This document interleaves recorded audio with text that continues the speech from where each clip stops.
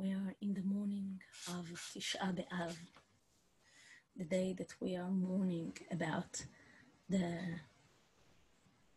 Churban Beit HaMikdash, Churban Shnei Habatim, the destruction of the temple, both of the temples. And we are mourning about and remembering what happened there. But I think we spoke about it quite a while, about the idea of remembering. It's one of the basic things or tools that we have in our Jewish life. All the Jewish life is based about memory. If it's Yortzeit, if it's Zachor et Yom HaShabbat lekodsho, we need to remember the Sabbath. And of course in Pesach, in Passover, כל המרבה לספר ביציאת מצרים, הרי זה משובח. We need to tell, we need to remember about how we went out of Egypt. Almost all our Chagim, all our holidays are based about memory. It's interesting because we hardly speak in the words of faith in our holidays or in our main Jewish event. We are speaking about memory. And maybe if we will think what it means, we will have some of the essence of the memory and maybe the essence of the Jewish life. Well, the Sfat Emet, he was the second Admor of the Chassidut Gur, the Gerer Chassidim. When he speaks about Pesach, Passover, he speaks about it as the memory holiday. And when he tried to translate and to tell us what it means of כל המרבה לספר ביציאת מצרים, הרי זה משובח, whoever tells the way that we went out of Egypt, that's even more, it's better. So he speaks in those words. He says, לכן זוכרים יציאת מצרים בכל יום, ועל ידי הסיפור מתעורר קצת גאולה בכלל, ובפרט כל נפש מישראל. That we need to tell the story of how we went out of Egypt every day. And through this story, we have some redemption, privately and of all the people of Israel. And he continues and says, הרי זה משובח, what it means, כל המרבה לספר ביציאת מצרים, הרי זה משובח, that's best. So he says, אינו סימן שהוא משובח, רק נעשה משובח על ידי הסיפור. It's not that this thing is the best. It becomes better and better because we are telling the story. What it means. Maybe according to the Sfat Emet, the story, the memory is kind of formative. Why the story is formative? What is about that when we tell a story, it's more than just memory.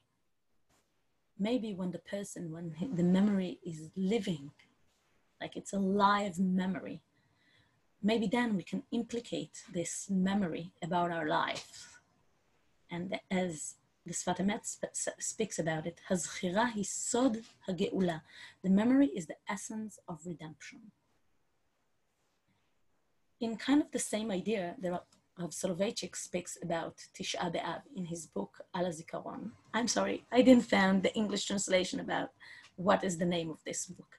But then he claims there that the fact that we need to fast is not just about mourning about the loss of the temple. It's also, and maybe even more important, what might happen if we won't be careful. Every fast is cheshbon nefesh, is introspection, but it's introspection for la'atid, to the future, not less than the fact that it's memory about what happened. In those days, and specifically in Tisha B'Av, we're supposed to think, we're supposed to do cheshbon nefesh. It's to remember what happened, but the purpose of that is not just that we will feel sad, sick, thirsty, and saying, oh, our fathers, our patriarchs did wrong. There is purpose to this memory, and that's the power of it. To say and to think what we are learning from what happened. Also from our fathers, it's what's not to do, and also what we should have done, and what we can do in the future. That's the power of memory. Because when we think seriously about memory, and we do the serious work, it helps us to be better. Also in the private sense, like when we have, God forbid, all kind of, I don't know, someone that we love has passed away. So also there, the memory have power, and it's kind of a tool. The person that just passed away and we miss him so much, if we remember him, if we remember his action, what he done in his life, what was the good and the important things that he believed in, then the fact that he lived in this world have a sense, have a purpose. And then we continue our life with his memory. We kind of keep him living in our life. Although memories sometimes take powers and it's hard, and sometimes it's really painful to remember the person that we loved. But the purpose of the memory is not just that we will be sad, it's to give us power and that he will continue with us even when he is not there. And also in the public sphere, this memory, this just a moment we are stopping what we are doing, our daily life, for a couple of days, 9 days, and specifically today, to think about loss, to think about the destruction of the temple. It's not the meaning of this specific of the day of Tisha B'Av is not just that we will feel bad, sick, and thirsty, because that's what we should have done, and that's what they usually told us about, telling us and teaching us about Tisha B'Av. It's almost just the opposite. This sense of heaviness need to fill us up with motivation.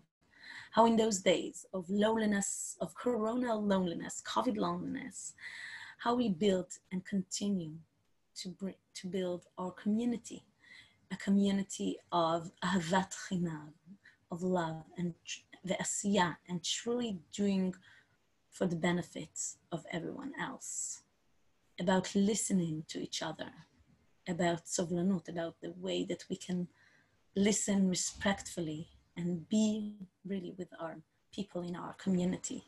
Because although we don't have a temple now, but this day teach us that we have power that could lead to destruction of the temple, even if we don't have a real temple in our days.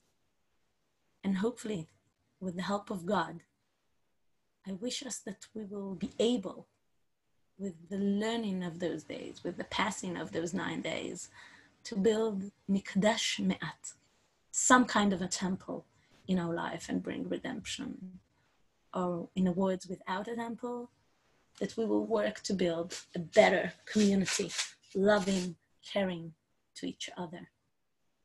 Maybe because of that now we have Tisha B'Av, now we are in the midst of Tisha B'Av, but in a couple of days we will get to Tu B'Av, the love, the holiday of the Jewish holiday of love.